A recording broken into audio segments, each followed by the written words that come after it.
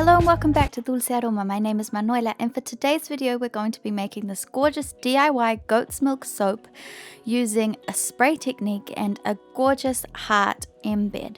So this soap is a cold process soap, and instead of using water we're going to be using goat's milk. So that's a really gorgeous addition. Here's what it's going to look like after we finish this project. And in this video you can see that we've given you guys the option to make the heart out of a cold process soap, or you can also make it out of melt and pour, which is totally up to you. Before we get started, we're going to have a look at the safety requirements. So warning, the use of safety equipment is essential for any saponification process. We must have plenty of ventilation, face masks, safety gloves, safety glasses. Make sure to follow all the safety instructions of every material that you're using, including your safety equipment. Make sure that you don't have any pets around you or young children, because saponification involves sodium hydroxide, which is very basic and can be irritant to the skin or can actually be very harmful for your eyes. This is the goat's milk that we will be using, and here are the ingredients for the love heart if you are choosing to make it out of cold process. So we're using 52 grams of olive oil, 13 grams of castor oil, 4.3 grams of shea butter, 35 grams of coconut oil, 15 grams of sodium hydroxide, and 33.5 grams of sodium goat's milk. So we will be freezing our goat's milk. Make sure that you are aware that this soap actually takes 2 days to make. The first day is to make the love heart, and the second day is to make the rest of the soap. So we're going to be using these gorgeous tube soap molds. You can buy these at plenty of soap suppliers. The local soap suppliers here sell them. We actually bought ours off AliExpress. They were a little bit more economical. However, the waiting time was quite long. It took us quite a few months to actually receive these in the mail. We live in New Zealand, so shipping takes a long time anyway. But yeah, they took quite a while, and they are really useful. They're really great for making any sort of cold process with the embed. I've seen some really gorgeous designs using the circle as a sun, and yeah, really beautiful things. So these are really helpful, and this is the way that we use them. So I wrap up the mold in some cling film, or some Glad wrap as we call it here in New Zealand, just like so, and then you fill it. Now, as you can see, there's no lid, so that makes it a little bit of a tricky mold to use. So you need a vase or a jug or something sturdy that you can stand your mold up in. You have to be really careful with this though, because we've had accidents with this. We've spilt some of our soap mix before trying to make these soaps. So you just have to make sure you put it somewhere safe where no one's going to bang it, no one's going to touch it, and make sure that you keep it upright. So you'll have to set this aside for 24 hours, and then you'll be able to use your soap. So this is an example using melt and pour. You can also use melt and pour with these molds. However, you have to do the same thing of wrapping up your mold in Glad wrap or cling film. That's just in case there's any leakage. As you can see, there isn't really, so there's not much to worry about. You also have to cut off any excess that may leak into the mold. So we'll be cutting off the edges like so, and with a sharp knife just cutting down the middle of the heart, anywhere that there's like any extra little soap tags that we don't want in our design.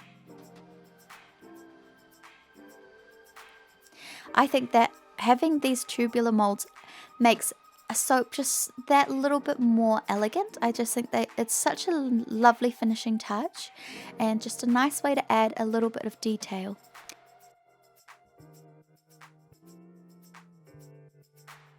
Okay, so the ingredients for the rest of the soap is 500 grams of olive oil, 124 grams of castor oil, 41 grams of shea butter, 333 grams of coconut oil, 140 grams of sodium hydroxide, and 316 grams of frozen goat's milk. To freeze this goat's milk, we've just placed our goat's milk in soap molds. Actually, they're like silicone soap molds. You can use them, I guess, as ice cube molds as well. this is what it looks like. Now fortunately we've frozen this ahead of time and we weighed it, and we will be mixing our lye, which is in that white bucket, with these frozen blocks.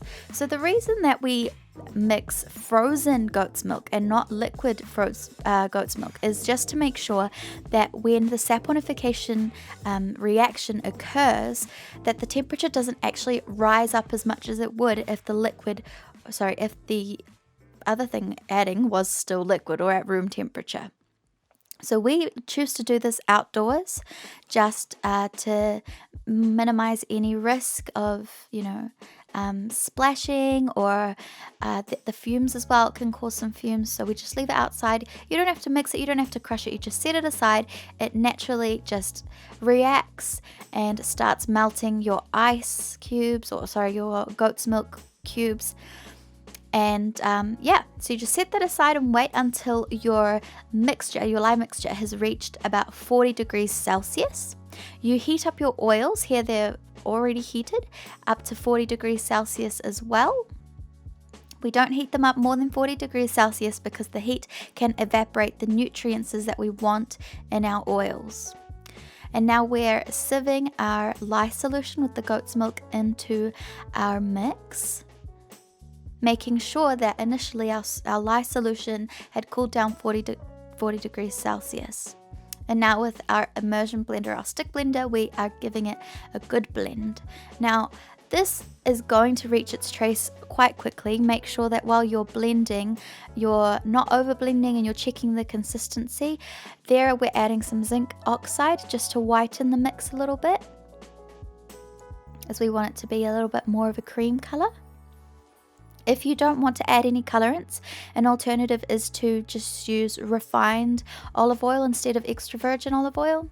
Here we're adding a little bit more zinc oxide. That wasn't diluted, so first we had diluted it with a little bit of oil.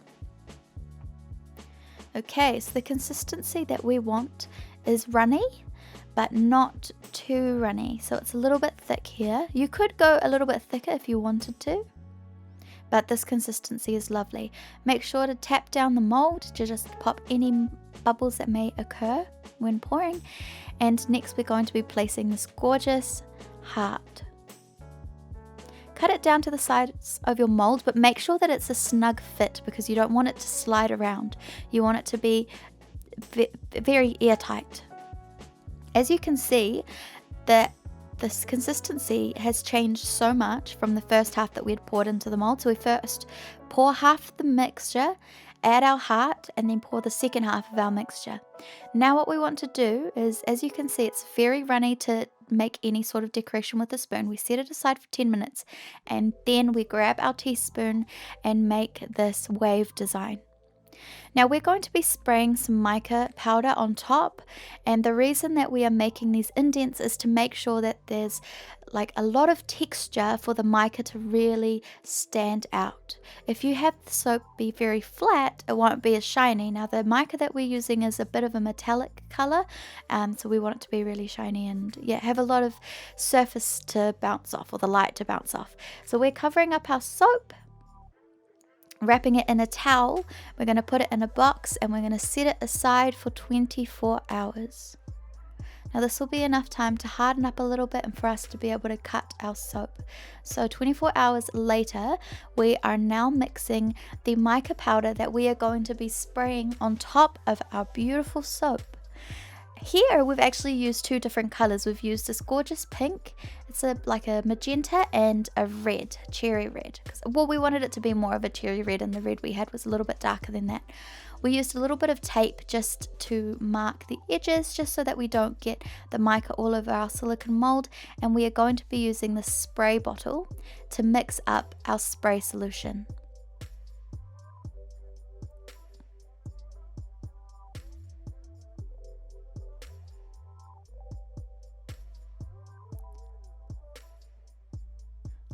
It's handy if you have a funnel around, just to make sure that you don't lose too much of the mix going on the table, so you don't waste any ingredients. And so it goes straight into the bottle. So here we've got 1 teaspoon of the color. Here we're using a half approximately half of the two colors. And this is rubbing alcohol, so 1 and 2. 1 teaspoon of powder, 2 teaspoons of rubbing alcohol.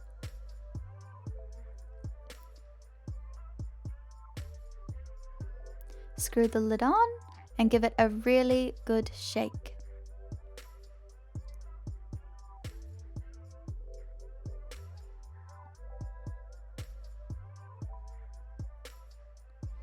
Okay, now test it out and see how it goes. One thing to bear in mind is that the spray bottles are likely to get clogged with the mica powder. If that happens, what you do is you just take your mixture out, don't waste it, and you just have to soak your bottle for a while to unclog, and then you can do it again.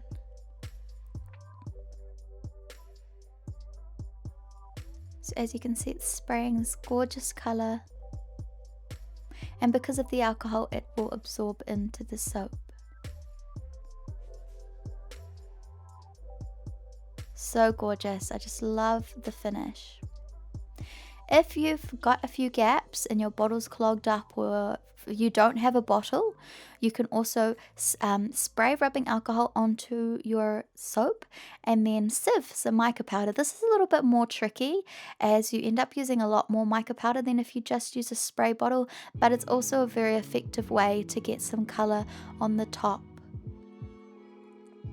If you make melt and pour soap, you'll probably most likely have some rubbing alcohol in a spray bottle handy, so it shouldn't be too tricky to do this for you. It's always handy to have a spray bottle of rubbing alcohol. Gorgeous. I just love the way it looks. Look at that.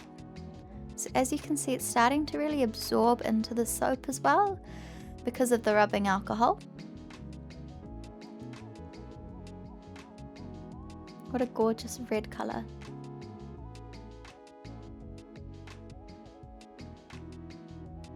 I think this is such an effective and easy way to make, any soap look just that little bit more elegant, that little bit more, I guess, just complicated. I guess in terms of technique, it just looks a lot more fancy, I guess is one way to say it. Okay, so now we've let that set, we've waited. I think we might have even waited overnight for this one. Getting it out of the mold was a little bit of a challenge, so we needed an extra pair of hands. Luckily, I do the filming for my mum and she makes the videos, so I was there to help out.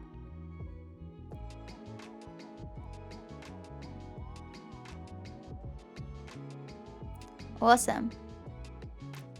These molds are a very common size. I think they're about 1,400 milliliters. Hopefully I'm right with those numbers. But yeah, this is a very common soap mold size that you can find all over the internet. They're super handy, really helpful to have. And this mix will fill it right up just like you see here. Awesome. I think that having that contrasting color of the cream with the red on the top and the red in the middle, I think that just looks so beautiful. I forgot to mention earlier that the fragrance that we used is actually a red rose petal fragrance. So we added some of that into our gorgeous soap. And we are so happy with how it's turned out. Okay, so now we are going to be cutting up our soap.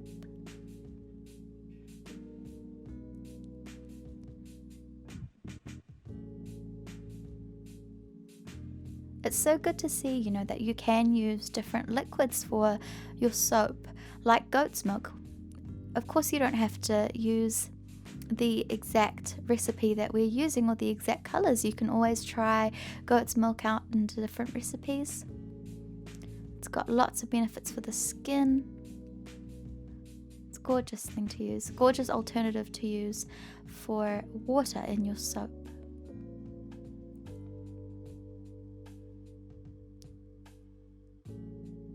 We cut our soap bars at 2.5 centimeters thickness. I find that this provides a decent sized soap bar to sell. You get quite a few out of your whole mold. It's also not too thick, because sometimes if you have a very thick soap bar, it can be a bit uncomfortable to use as a hand soap. We mostly just use these soaps in the shower here in this house, but I know that our customers use them for their hands as well. Yeah, let us know in the comments, how thick do you cut your bars of soap? It's good to know, you know, what do people do? What's their standard size? I know that we do anywhere from 2 centimeters to 3 centimeters, depending on the height of the soap, depending on the design, of course. But this one is a 2.5. And if you ever are left with thin slices, you can always use those as free samples. I wanted to take a quick minute to actually tell you guys a little bit about my mum and I. So we've actually got day jobs. Dulce Aroma is something that we do for fun because we are so passionate about soap making and spending time together. But my day job is actually being a musician. So I wanted to show you guys a little bit about what I do in my day-to-day. I have my own YouTube channel where I sing some covers and I share some of my original music, and I will insert a clip here so you guys can hear what I do. If you want to check more out, I'll have a link in the description below.